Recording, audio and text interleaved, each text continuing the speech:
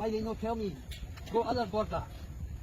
Why he let me come through to enter Cambodia and not let me come back to Thailand? ឃើញឯពុកម៉ែបងប្អូនធ្វើអាក្រក់លាក់គេមិនចិត្តនោះទេចាក់ស្ដែងដោយពួកអាចោសៀមនឹងអញ្ចឹងប្រើយុទ្ធសាស្ត្រស្វាស៊ីបាយលៀបមាត់ប្រពេបិទច្រកព្រំដែនស្អីគ្រប់សពបែបយ៉ាងទាំងអស់ចង់ធ្វើបាបកម្ពុជាដល់ហើយពុកម៉ែបងប្អូនវាទៅសាយនៅលើប្រព័ន្ធអ៊ីនធឺណិតថាវាមិនបានបិទច្រកព្រំដែននោះទេដោយចោទថាកម្ពុជាយើងនឹងជាអ្នកបិទដល់ហើយមានអីពុកម៉ែបងប្អូនមនុស្សល្អទេវតាតាមជួយស្រាប់តែបរទេសម្នាក់នេះគាត់ឆ្លងដែនពីប្រទេសថៃចូលមកកាន់ប្រទេសកម្ពុជាយើងដល់ពេលឆ្លងហើយចង់ត្រឡប់ទៅថៃវិញវាអត់ឲ្យចូលទេវាបិទច្រកព្រំដែនហើយបរទេសហ្នឹងគាត់លើកឡើងថាមិនបានពេលដែលគាត់ឆ្លងពីថៃមកខ្មែរហ្នឹងអត់ប្រាប់គាត់ថាពេលឆ្លងហើយគាត់ត្រឡប់ចូលប្រទេសថៃវិញអត់បានមិនបានមិនប្រាប់គាត់គឺគាត់សួរដេញដោលពួកប៉ូលីសហ្នឹងតែម្ដងដោយសារតែប្រពន្ធគាត់ឥឡូវហ្នឹងនៅក្នុងប្រទេសថៃឥឡូវនេះវីដេអូដែលជនបរទេសតវ៉ាជាមួយនឹងប៉ូលីសថៃរឿងបិទច្រកព្រំដែនមិនឲ្យគេចូលទៅប្រទេសថៃហ្នឹងគឺកំពុងតែផ្ទុះនៅលើបណ្ដាញសង្គមតែម្ដងហើយវីដេអូនេះគឺជាភស្តុតាងដ៏សំខាន់មួយដែលបកអាក្រាតឲ្យពិភពលោកបានឃើញចរិតពិតរបស់ពួកអាចោសៀមហ្នឹង